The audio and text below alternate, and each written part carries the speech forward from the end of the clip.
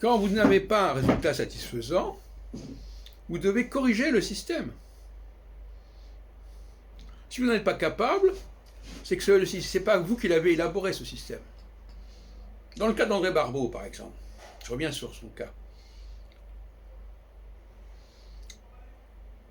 C'est pas lui qui a élaboré le système de la concentration planétaire. C'est pas lui qui a choisi le nombre de planètes qu'il fallait regarder. C'est Gouchon. Et par conséquent, il ne s'est pas donné le droit d'enlever Jupiter de son bouquet de planètes. Ce que Gouchon aurait pu faire, puisque c'est lui qui l'avait élaboré. Autrement dit, il y a des gens qui sont, quand on reçoit quelque chose, on n'en connaît pas les clés. C'est ça le pire. Mais on ne connaît pas les clés. Si quelqu'un n'a pas lui-même construit un système, il n'en connaît pas les clés. Et il ne sait pas non plus quels ont été les choix qui existaient. Parce que quand on élabore quelque chose, il y a toujours des choix qui sont faits. On a pris une direction. Mais celui qui a fait ce travail-là, il se souvient qu'il a pris une autre direction. Il se souvient qu'il y avait une autre solution qui est possible. Mais celui qui reçoit ce qu'on lui donne comme ça, il ne sait pas quels étaient les différents facteurs disponibles. Et donc il est coincé. C'est ce qui s'est passé avec Barbeau. Comment se fait-il que Barbeau n'ait pas modifié, n'ait pas fait... Est-ce qu'il a dit « je me suis trompé » Mais il n'a pas dit, il n'en a pas tenu compte, il n'en a pas tiré les leçons, à ma connaissance. Hein? Il n'a pas dit, au niveau systémique, quelque chose qui ne va pas dans mon truc. Peut-être que j'ai inclus un facteur qu'il ne fallait pas inclure. Comme je l'ai dit dans une autre vidéo tout à l'heure, peut-être qu'il ne fallait pas prendre Jupiter. Puisque, je me répète, mais bon, tout le monde ne regarde pas toutes les vidéos, au début des années 80, la fameuse alerte des années 80, hein, eh bien, qui est parue dans les journaux, etc.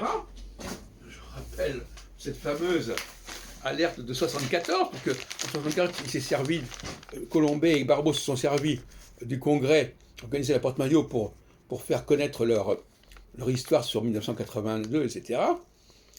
Eh bien, voilà. Il n'a pas compris que sur toutes les planètes qui faisaient conjonction au début des années 80, il y en avait 4 sur 5 qui avaient Jupiter. Et peut-être qu'il aurait fallu exclure Jupiter. En excluant Jupiter, eh bien, on n'avait plus ce problème. Et donc, la prévision était peut-être erronée, mais on pouvait au moins expliquer pourquoi elle était erronée, parce qu'il y avait eu un choix au niveau du nombre de facteurs qui pose problème. Parce qu'à ce moment-là, on aurait pu aussi dire, bah oui, mais on aurait peut-être dû rajouter Mars, etc. Et puis, un autre facteur que j'ai signalé par ailleurs, c'est qu'il fallait peut-être considérer les oppositions comme des conjonctions. Parce que lui, dans son système, il raconte que, oui, alors, il y a d'un côté la concentration, de l'autre côté l'harmonie. C'est complètement en contradiction avec l'astrologie qui considère l'opposition comme un aspect tout à fait particulier.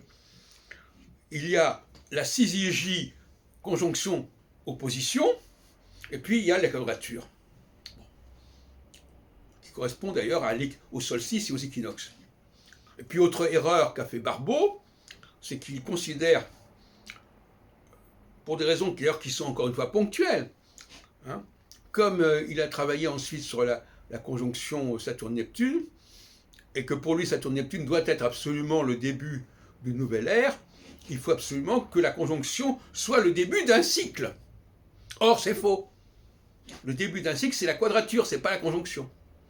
Donc là aussi, il y a un problème, parce que si on se trompe dans la structure même évolutive du cycle, si on met la phase 2 en premier, alors que c'est la phase 1, etc., là aussi, on va se planter.